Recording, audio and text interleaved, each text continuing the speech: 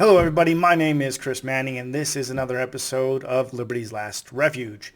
Now I've been MIA for several months because, let's be honest, this is just a hobby for me and I do it just whenever I feel like. Today's episode we are going to be doing some college football again. Now if you are a college football fan, the 8 of you who follow this channel, I don't even know if you're still there, but props to you if you are.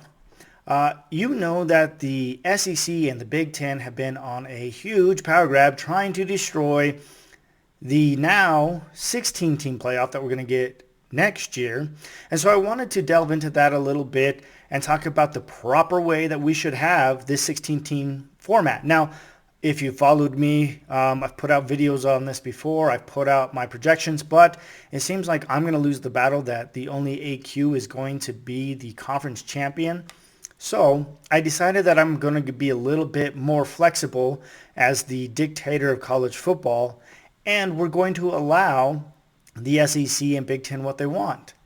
Some multiple automatic qualifiers, but it is sure as hell not going to be 4 of them, okay? So we are not going to concede 4 automatic qualifiers to the Big Ten and the SEC, but I have come up with a format that I think is acceptable to the Big 12, to the ACC, the SEC, and the Big Ten.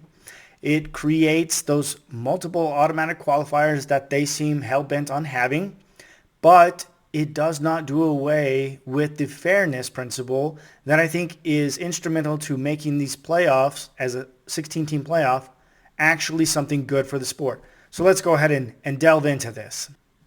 All right, so the format that I'm going to lay out is going to be 2 playoff teams from each of the 4 major conferences, plus the next 2 best G5 teams and 6 at large. So the Big Ten, the SEC, the Big 12, and the ACC all get 2 teams into the playoff as an automatic qualifier. They are not guaranteed any spots. There are obviously going to be no bye since we have 16 teams. But we are going to allow in 2 G5 spots. I think this is a little bit more fair. The G5, and I guess you could say G6, since the Pac-12 has basically been relegated to the lower levels now with Washington State and Oregon State, so we'll call it the P4 and the G6 in this video going forward. So the G6 are going to get 2 of their 2 highest ranked champions in as automatic qualifiers. Now what this does is basically ensures that we don't have an issue like we had with SMU last year, where SMU was afraid to, in essence, play in the conference championship game, that they might get hosed. Before the conference championship game, they're a playoff team, but then here comes the conference championship and maybe they get blown out by Clemson and now they're no longer seen as a playoff team. Okay, that's not fair. And honestly, the conference championship is not going away. I'm sorry, people, but the conferences all have a contract with the TV providers in order to have those conference championship games. They're not going away. The conferences are going to either have to play them or else convince the ABC and Fox News and ESPN to drop that valuable property. So that's not going to happen. So I wanted to make sure that we came up with a method and a playoff system that doesn't punish playing in a conference championship. We keep that so that way there is no added, let's say, some added complexity to this system. So that's the basic layout. You're going to have 10 automatic qualifiers, and then the 6 next best teams will get those at-large spots. Now, this is going to be a little bit different because I also want to reward the winners of the conference championship. If you are one of those 8 teams that were the conference champion, you get the home game. Now, this makes seeding doesn't change the seeding. It does a little bit. It's not the straight 1 plays 16, 2 plays 15, and so on. We have to make some slight adjustments. I'm going to use this last year to kind of demonstrate what this system would look like and kind of walk you through how the matchups would be seeded in essence. Now, also one of the biggest critiques of the current system was you had a team like Ohio State, who was one of the best teams, Oregon, one of the best teams, playing Ohio State. Now, Oregon, with the number one overall seed, should have gotten the weakest team in the playoffs. That was the ideal. Now with the 12 team setup, you're never going to get that really because of the bye, and you're basically guaranteeing the ones playing the 8 and the 9 and maybe not the 12 or the 11 or even the 10. And so that was I think one of the critical flaws of having a 12 team playoff was just that after the first round, your number one seed wasn't going to be playing the weakest team unless you did some reseeding, which they obviously didn't. So I'm going to walk you through last year's final CFP rankings, show you who would get the automatic qualifiers, who would be the other teams in, and who gets those at-large bids. All right, so what you can see, I put in the top 25 here for last year's CFP rankings after the conference championship game. Now the teams in blue, these are going to be the teams who won their conference championship. So there are going to be 6 teams that win the conference championship and get the automatic qualifying spot into the playoff.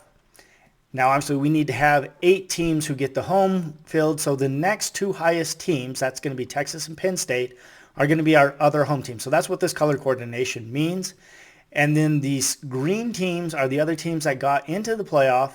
They are not going to be guaranteed the home spot, so the home field advantage. So the easiest way to do this is just take your top 8 teams, and I'll go ahead and you don't need to watch me type this out. I'll go ahead and type this out, put them in, and then I'll show you how the matchups will work. Okay, so now I've got this set up here for everyone to see. And what I did is I just simply took the teams ranked 1 through 8, Oregon through to Indiana here on the left-hand side. And then I kind of want to walk you through how the matchups go. Okay, so Oregon as the number 1 overall seed and the conference champion out of the Big Ten, they're going to play whoever is the lowest ranked team that does not get a guaranteed home game in the first round.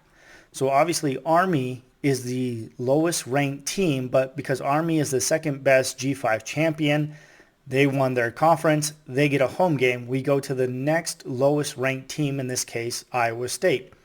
So Iowa State would travel to Oregon to play in the first round game. We do the same thing with Georgia. Georgia, as the SEC champion, gets a home game, and as the number 2 overall seed, they're going to play the second lowest ranked non-home team. Okay, so Army obviously gets the home game, can't play them. Iowa State is going to be playing Oregon, can't play them. Clemson gets the home game, so that leaves Miami. Miami would travel to Georgia to play in the first round game. Now Texas is not a conference champion, but they're the number 3 overall seed. So the next 2 best teams that are the highest ranked non-conference championship teams are going to get those other 2 home games.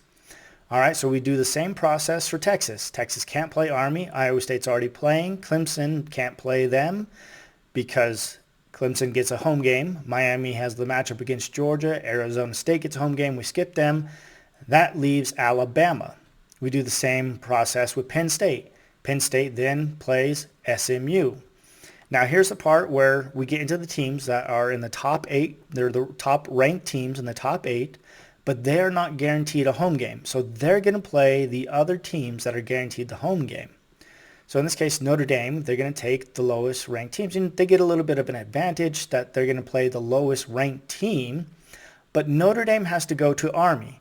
Now, if you don't love the idea of Notre Dame playing Army in a playoff game, you don't love college football. I'm sorry, that's just true. So now we do Ohio State. Ohio State, we go down the list until we get to Clemson. Clemson gets the home game. So Ohio State, again, did not play in the conference championship, did not win a conference champion. They are the higher ranked team, so they get a lesser opponent, but they do have to go on the road to Clemson. And you're probably wondering, okay, why would we do this? I want to incentivize the winning of the conference championship game, and there's a reason for that. One, the networks want the conference championship game. The fans want a conference championship game. But if you have the 2 teams who make the conference championship, have their automatic qualifier into the playoff, you go, oh, well, what is the point in winning the game? Well, the point in winning the game and the reward for winning that 13th game is you get the home game in the first round of the playoff. So I've gone through here. Obviously, we did the same thing with Tennessee. Tennessee would travel to Arizona State, and Indiana would travel to Boise State. Now, I think we get a much better matchup as far as the teams. They would have been a little bit closer. So let's go ahead and put this in bracket form so that way you can see how this would have played out last year. Okay, so again, Oregon plays Iowa State, Georgia plays Miami, Indiana plays Boise State. So Oregon is going to get the 8-9 team. Now, don't really pay attention to those.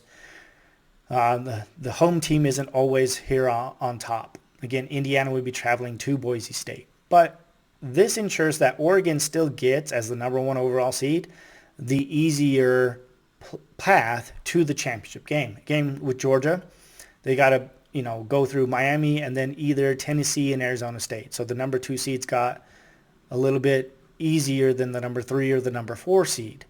So this system allows 2 teams from each of the Power 4 conferences in.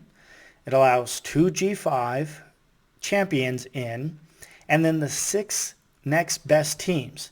Now what this ensures is we have what the playoff committee deemed the 13 best teams in college football last year are in the playoffs.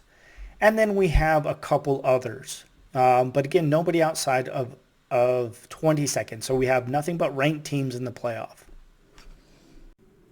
All right, so that's how I imagine the 16-team playoff going here in the future. I think if this was adopted, if this model is adopted, that makes for some parity. We ensure that all of the Power 4 conferences get at least 2 teams in.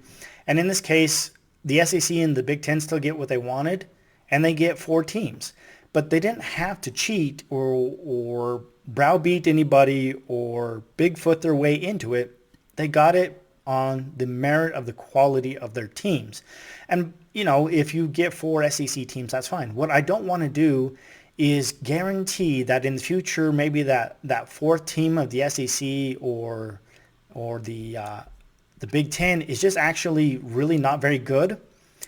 And yet then you've got 2 better teams from either the ACC or the Big 12 who get left out because we have created a system which guarantees maybe a mediocre team gets in. Now, a team with the consolidation within the conferences that we've had today, I no longer am concerned about the top 2 teams getting these automatic qualifiers into the playoff because we have 16 to 19 team conference championships or conferences now.